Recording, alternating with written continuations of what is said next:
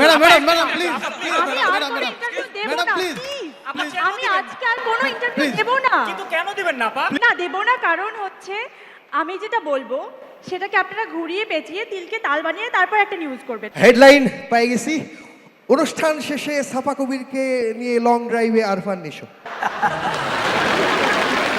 না ভাই, আপনার সব কিছু আমি জানি, আপনার গ্রামের বাড়ি বিষয়ে আমি খুব একটা ভালো জানি না। এটা যদি একটু বলতেন। সেটা নিয়ে আপনি ওখানে নিজে গিয়ে ভিডিও করে আপলোড করে ভিউ কামিয়েছেন, পয়সা কামিয়েছেন। এবং শুধু আমি না, আমার 14 পুরুষ কে কে থাকে সে ব্যাপারে আপনি ইন্টারভিউ করেছেন ওখানে। এমন কি আমাদের পারিবারিক অবস্থান কথা সেটা উনি ভিডিও। আচ্ছা ঠিক আছে ঠিক আছে, মানে পারিবারিক বিষয় যেহেতু আসছে, আপনার গ্রামের বাড়িতে পরিবারে কে কে থাকে? ওইটা দিয়ে আপনি ভিডিও বানিয়েছিলেন। গ্রামের বাড়িতে আমার ফুফা, খালা, মামা, চাচা যে যেখানেই আছে সব ভিডিও বানিয়ে আপনি ভিউ কামিয়েছেন। মানে আমি শিরোনাম আমি পেয়ে গেছি, মানে আমি এখন যে শিরোনাম দিব সেটা হচ্ছে যে নায়ক নাইম সে পিতৃ পরিচয় দিতে স্বাচ্ছন্দ্য বোধ করে। দর্শক সারিতে ওখানটায় আমরা আরেকজন সাংবাদিককে দেখতে পাচ্ছি, সম্ভবত আফরান নিশো এবং সাফা কবিরের ওখানটায়। কেমন আছেন? আপনাকে খুব সুন্দর লাগছে আপা। এই যে যেমন দেখছেন তেমন আছি। আসলে হয়েছে কি, আপনাদের পর্দাতে যে একটা কেমিস্ট্রি দেখা যায়, আমি দেখতে পাচ্ছি যে বাস্তবে আপনাদের মধ্যে কিন্তু একটা কেমিস্ট্রি চলছে। তো ভালো বন্ধু, ভালো কাজ করে একসঙ্গে, কেমিস্ট্রি থাকতেই পারে। কেমিস্ট্রিটা ভালোই রসায়ন গড়িয়েছে।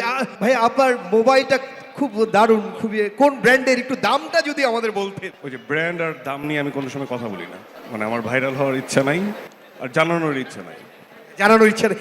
আপা আপনার ব্যাগটা কিন্তু খুবই দারুণ, গর্জিয়াস লাগছে। কোন ব্র্যান্ডের এবং দামটা যদি একটু বলেন প্লিজ। এসব প্রশ্ন থাক না ভাইয়া, দেখেন এত সুন্দর করে সেজেগুজে এত সুন্দর একটা প্রোগ্রাম দেখতে এসেছি, এটাই আমরা এনজয় করি না?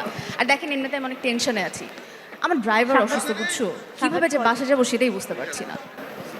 অনুষ্ঠান শেষে তোমাকে নামাই দিব, অসুবিধা কি? অনুষ্ঠান শেষে নামাই দিবেন? আচ্ছা বুঝছি, পাইছি। কি বুঝছেন? হেডলাইন পেয়ে গেছি, অনুষ্ঠান শেষে সাফা কবিরকে নিয়ে লং ড্রাইভে আরফান নিশো। ওখানটায় আবার কি হচ্ছে?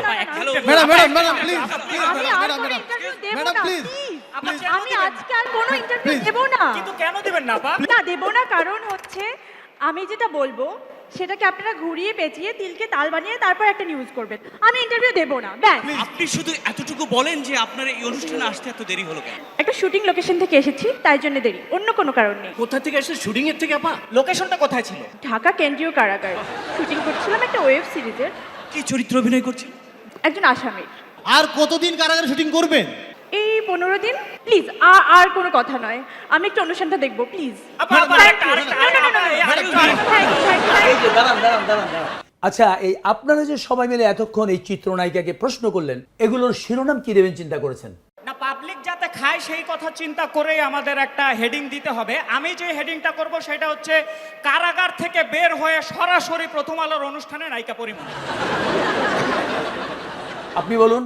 আরো 15 দিন কারাগারে থাকতে হবে নায়িকা পরিমণিকে। ঠিক আছে, অনেক ধন্যবাদ। এবারে আপনারা যেতে পারেন।